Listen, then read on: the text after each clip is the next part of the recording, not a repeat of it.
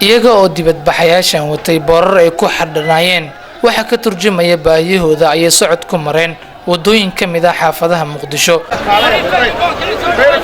halkan waa barxadda beerta daraawiishta degmada Holwadaag ee Muqdisho waxaa ku sugan boqolaal ka mid ah dadka garabratada ah ee ka howlgali jiray degmada Muqdisho oo dhawaan shaqada laga joojiyay. يوسف ورسما أفرح قدوميها حوكستة دقة مقدشو أيا صحافة دو أقريي ورصحافة أي سيو ذجرها أصو صارين دمان بقرب رتضا كقدود سن شغلانتا يعني كبحين شغلة ما ندون دقة كبحان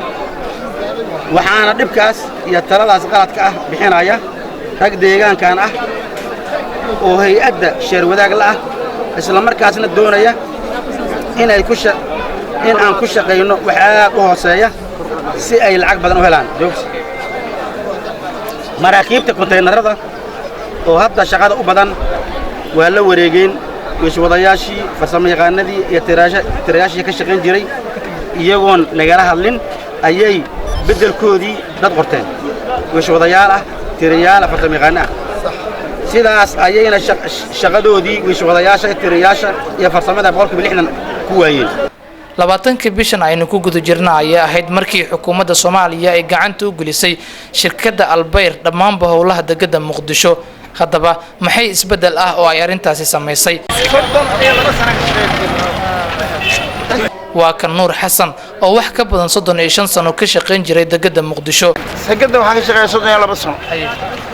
dhibka ma jirin howlahana waa la kala leeyahay howlo badan aan lahayn dekeduna aad ay u wanaagsaneed haddana isbedel dhacay. maxaa isbedelay dekada Soomaali dad muwaadin oo aan yareen oo kumayaal aan ahayn oo dan yara oo masaakiin oo ka shaqeysta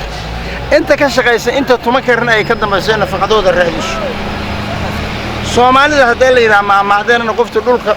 qoftu kufta dhulka uma dhinna dhuuntaana laga qabto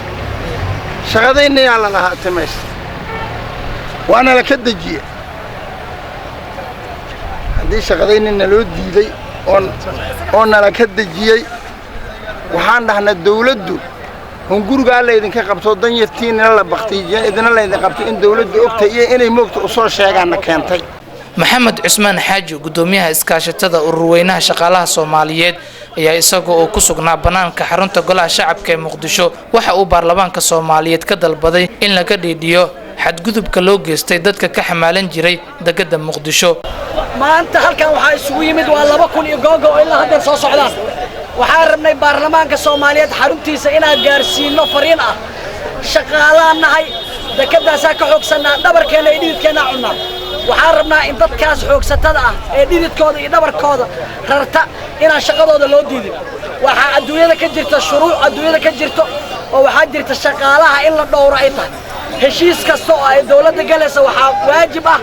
in heshiiskaas ay ku qorayeen in xuquuqda shaqaalaha la ilaaliyo. ku dhawaad 5,000 oo qof oo ka xamaalan jiray degmada Muqdisho ayaa weyn doona shaqadoodii waxaana suuragal ah in arintan ay saameyn ku yeelato nolosha qoysas badan oo ku tiirsanaa waxay ka dhaxlaan aabayaashooda.